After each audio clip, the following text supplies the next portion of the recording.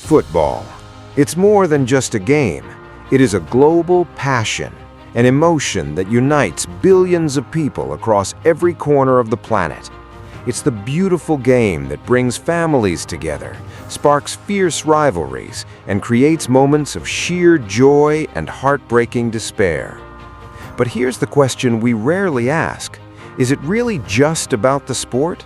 Or is there a massive, multi-billion-dollar industry operating behind the scenes, using our love for the game to fill its own pockets? Yes, friends, FIFA, the organization that governs world football, has turned this beautiful game into a massive business empire.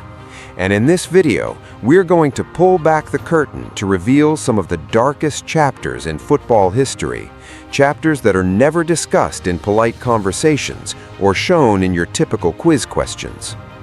We will explore how FIFA, the full name is the Fédération Internationale de Football Association, was founded all the way back in 1904 in Paris. Fast forward 122 years, and this organization has grown to include 211 member associations. Think about that for a second. That's more member nations than the United Nations itself. How is that possible? It's because FIFA recognizes territories and dependencies as full members, not just sovereign countries.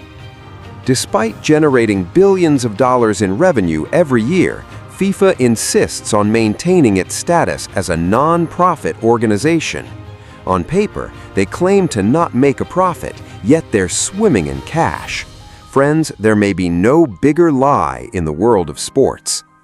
Now, let's talk about the future and the staggering expansion of the FIFA World Cup. In 2026, the tournament will feature a record 48 teams, up from the usual 32. This is a massive change, and it's no accident. More teams mean more matches, and more matches means significantly more revenue. Think about the simple math. More countries participating means millions more fans tuning in from those nations.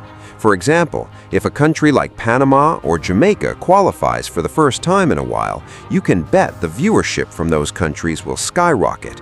This leads to more tickets sold, more merchandise flying off the shelves, and crucially, more broadcast time. More time on screen means more opportunities for commercials, more sponsorship visibility, and more money pouring into FIFA's coffers. It's a brilliant, if cynical, strategy. But where does all this money actually come from? Who are the massive corporations writing these gigantic checks to FIFA? That, my friends, is where the real business begins. The revenue streams are diverse and incredibly lucrative. Let's start with the biggest source of income: broadcast rights. This is the golden goose for FIFA, accounting for roughly 44% of their total revenue. For the 2026 World Cup, FIFA is expected to earn a staggering $3.9 billion from selling broadcast rights alone. That's over 48,000 crore. Think about the channels in our own country. T-Sports, Jamuna TV, Somoy TV, and many others pay a fortune for the rights to show these matches.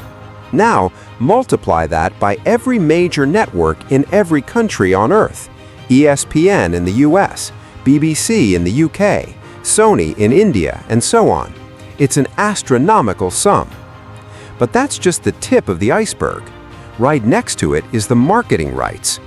For the upcoming tournament, FIFA has already signed deals worth $1.8 billion. Those logos you see on the pitchside boards, the official sponsors like Adidas, Coca-Cola, Visa, and Hyundai, they pay billions to be associated with the World Cup brand. But here is where it gets incredibly clever, a demonstration of critical thinking and strategic manipulation. When you watch a match on TV, the actual broadcast isn't just a single feed for the whole world, it's highly localized. For instance, if you're watching a match in Bangladesh, you'll see ads for local companies or regional versions of global brands.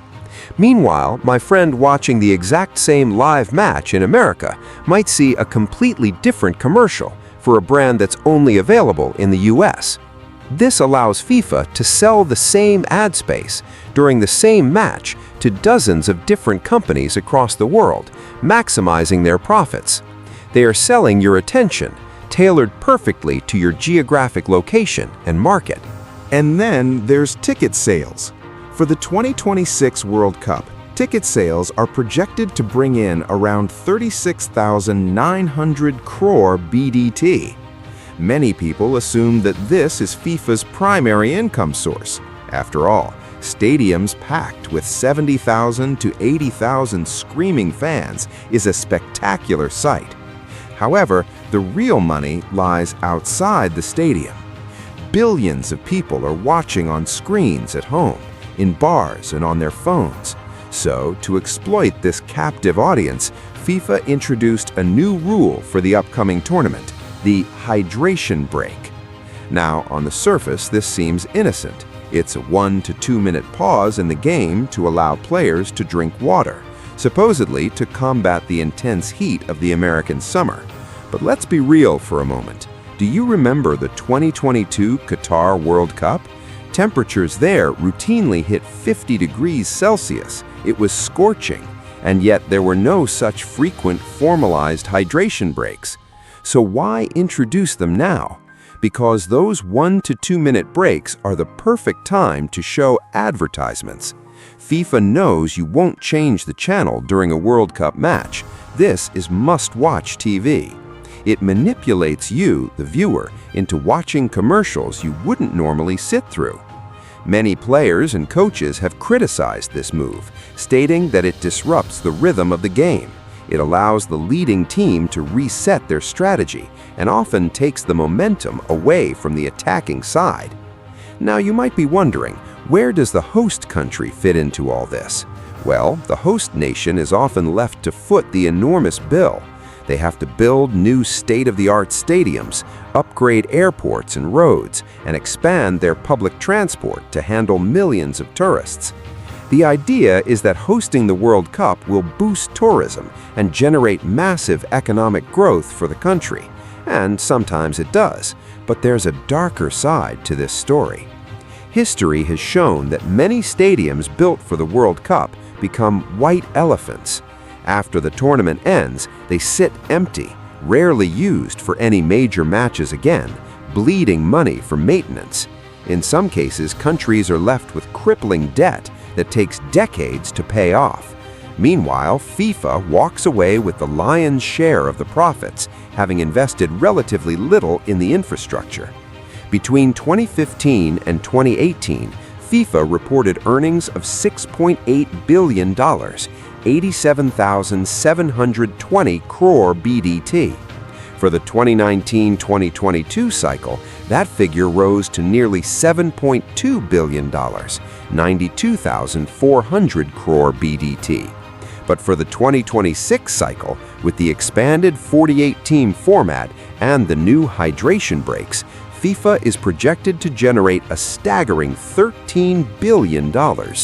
Yes, friends, the secret recipe is simple. Increase the number of teams to create more matches and steal a few extra minutes of your time for advertisements, all under the guise of a hydration break. Despite all this money, billions upon billions of dollars flowing in, FIFA continues to claim they are a non-profit with no money. It's a narrative that defies logic and common sense. So, what is your opinion on this? Are we just pawns in a massive money-making scheme? Or is the joy of the beautiful game worth the price of our attention? I know many of you are probably angry after hearing this, but no matter how corrupt the business side is, we can't deny our love for the sport itself, and we certainly can't stop supporting our favorite teams. Let me know your thoughts in the comments. Which team are you cheering for in the upcoming tournament? And do you think these hydration breaks are really for the players or just for the advertisers? I'll be back with another interesting video soon. Don't forget to subscribe to the channel to stay updated.